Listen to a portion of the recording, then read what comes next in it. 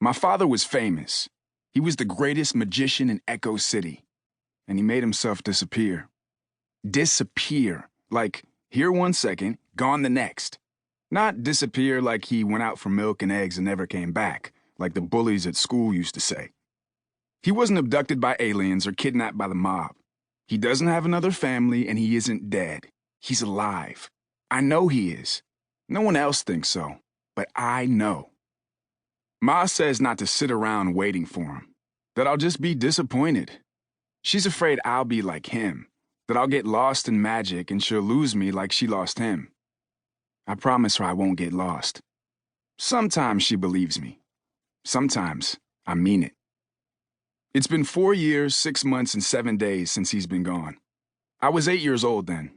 That's also 4 years and 5 months since we left Brooklyn.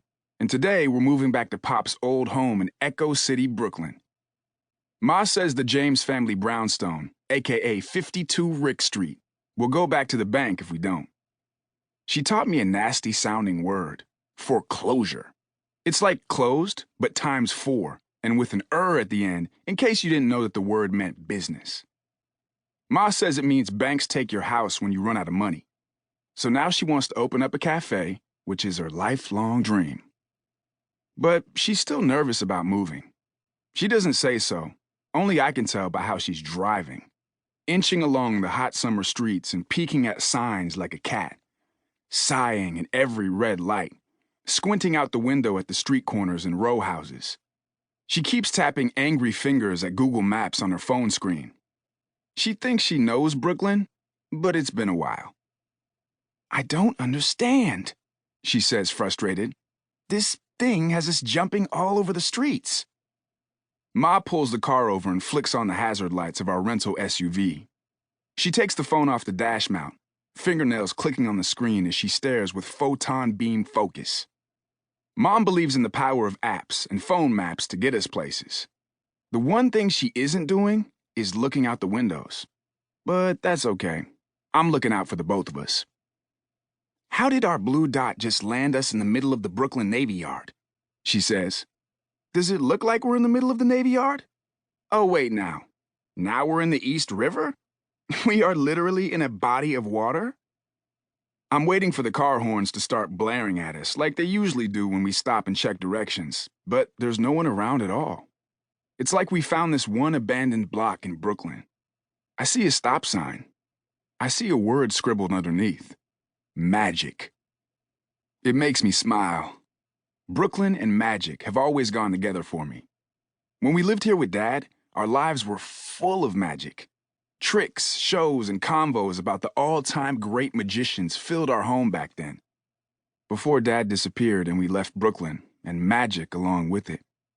And Ma got so sick and tired of magic, she didn't even want to hear about it anymore. Then I realized the word magic is under the stop sign for a reason. It's a message. Stop magic. Well, would you look at that, says Mom. Yeah, I know. Stop magic sounds like good advice to you, right? Mom looks at me like she has no idea what I'm talking about. No, well, sure, I guess, but King, look. Before she can point her finger, I see it. Looming right there above us like an elephant on the sidewalk. The Mercury Theater. We're quiet for a moment. I'm not sure how Mom will react.